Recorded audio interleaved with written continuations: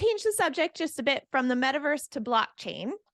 And what are some of the trends that you expect to see this year when it comes to NFTs and crypto?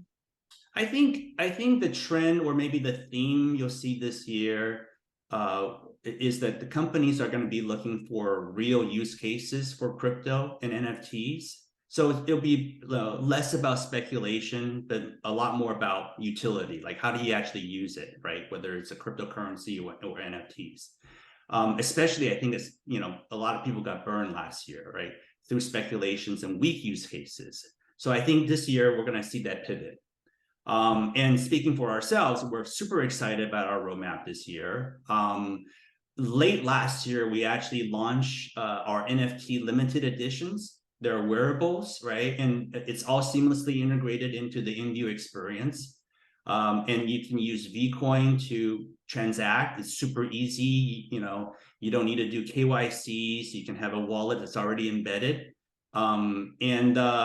What's super compelling about our offering, though, is that you get immediate utility with these NFTs, because when you wear these wearables, people notice inside of the metaverse. They're like, oh my gosh, where did you get that? That looks awesome. We have visual IDs that show that these products are very, very unique. You also, for the first time, have the ability to then buy, sell, resell your NFTs. Which creates a brand new line of business inside of our UGC economy, where people can actually become like a little boutique store that they can buy a whole bunch of stuff and then resell it. So it's really a lot of fun. We have been doing this for about a month now, what's exciting is that we have probably dropped about 10,000 NFTs, and these things literally sell out right away.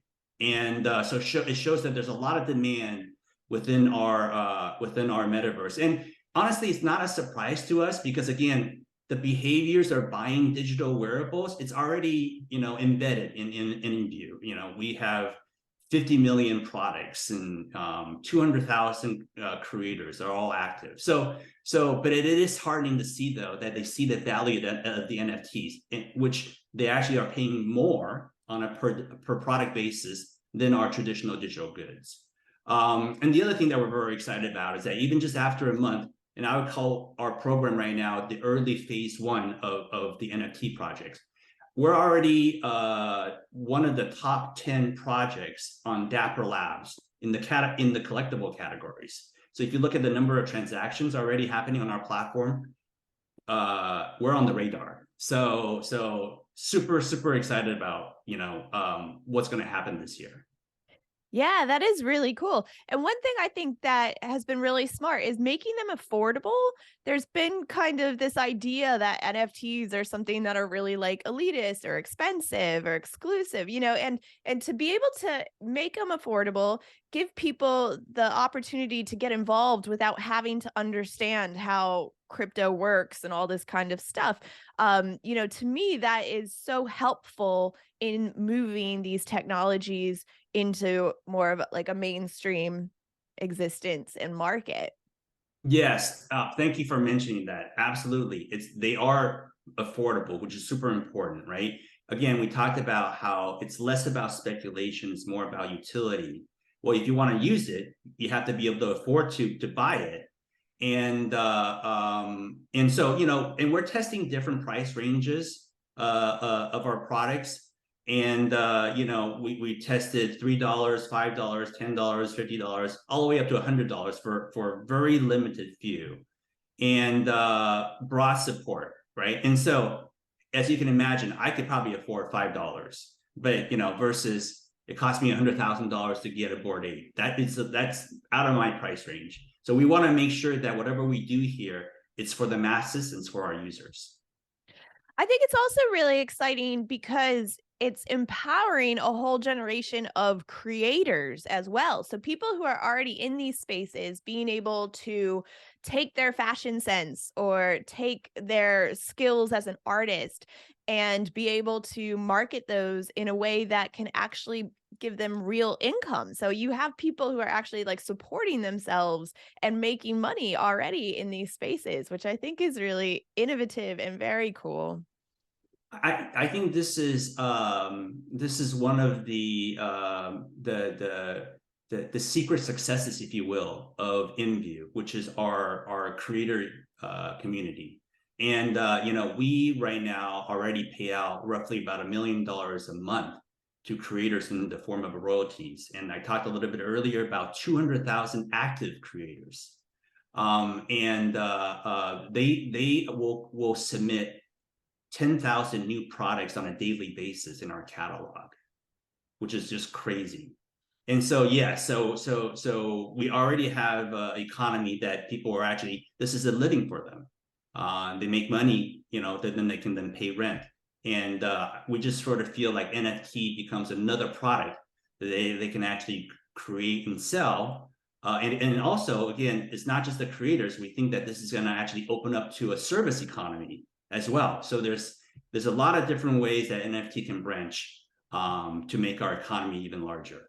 Ooh, I'd like to know more about that. What do you mean when you're talking about the service economy? How would that look? Well, so I talked a little bit about being a shop owner, a boutique shop owner, right? Where you're not really creating anything. However, the services of you being able to identify cool items that people may want to buy, you're making a margin on top of that, right? And we also have seen where users may have, for example, an idea of a special product that they want. They want it to be a one of a kind, unique. This already exists on InView, where then these users will seek out creators. They'll pay for that service in exchange, something unique to get created.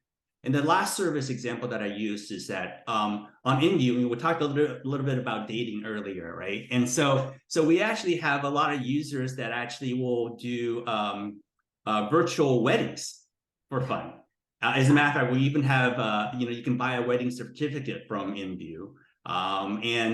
Now, so in that gameplay, we actually have people that would be wedding coordinators that can create a whole entire experience for our users.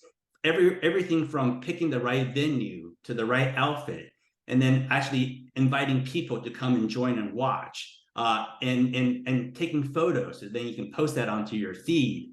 All that, there literally are websites with a menu, a la carte menu of all the different services that they charge credits for as a service. So Wow. yeah, so I think when we talk about the metaverse economy, everybody first, and I don't blame them, they go right into virtual goods, right? Like okay, clothing or makeup. But there's a service economy that I argue that's going to be even bigger than the goods economy. As a matter of fact, in the real world, service economies is 2-3 times larger than goods economy. So why shouldn't the metaverse be the same? And that's the way that we think about Oh, that's so cool. Yeah, it. thank you. Thank you for fleshing that out for me. That is really exciting. And very cool. I wanted to ask you, this last year we've seen a lot of fluctuation in the market when it comes to things like crypto. Do you think we're going to see more of the same in 2023, or do you think we're finally going to start to see some more stability? And what do you think is key to achieving that kind of stability? Yeah, I hope that we have a much better year this year. Our view is that right now we just need, we don't really even need a lot of good news. We just need to have less bad news. I think when we get that, you're starting to see a little bit more stability and more trust back in. I do believe that, there's going to be regulations coming down the pike and all that, making sure that trying to weed out the bad actors. Just like most innovative tech trends, you go through this early hype, and then you go through a period of just sort of consolidations, contraction, right? But then if the project is worthy, and obviously we're big believers in crypto, it will eventually come back up. It'll come back up even stronger. It'll be stronger because the people that actually have the real projects, that have the real use cases, that have the real businesses, they're going to end up surviving and they're going to become stronger. And so the way we see this year is that, for the first half of the year, I think the market will be fairly timid. But we actually do see growth second half of the year. That's our hope. Glad to hear it. Interesting. You have a interest in virtual reality, which I share with you. When it comes to VR and augmented reality and how they are impacting the future of the metaverse, wondering if this is an area that Together Labs plans to get into. Yeah, the short answer is yes. I mean, we think that the metaverse is going to be a multimodal experience. You're going to have mobile, you're going to have desktop, you're going to have VR, and who knows what other form in the future. The situation with VR right now is that there are not enough devices in market.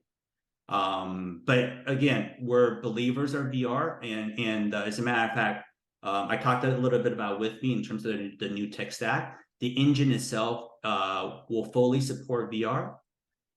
So it's just a matter of us, kind of sort of turning that on. So yeah, so I would imagine that, and I don't know whether it's second half of this year or most likely maybe early next year. You may see us start leaning in towards AR and VR. Cool. Oh, I look forward to that. Yeah. Yeah. um, and then I might have to put you on. I have a show called XR Star where we talk just about that. So I might have to re-interview you when we do that. That'd be cool. Yeah. So looking into the future, not just 2023, but say like 10 years from now, 2033, what do you think Mhm. are going to be some of the most significant differences that we have then that we don't necessarily have today? I think the biggest improvement you're going to see is the fidelity of the experiences. So we just got done talking about VR as an example. You see Ready Player One, right? The whole vision of very immersive type of experiences with all these haptic devices all over. I think that, creating that sense of presence is going to get better and better and better. So when we're talking about 10 years from now, I really feel that it would be hard to tell the difference between a real life experience and a virtual experience. And when you have that, then, oh my gosh, the metaverse becomes even just that much more amazing. And one of the things that we're currently missing is easily being able to see, for example, facial expressions and body language. And as we all know, communication and bonding, so much of the information is actually being conveyed non-verbally. And we're sort of missing that right now when we're trying to create these, friendships and bonds. That I think will become way, way better.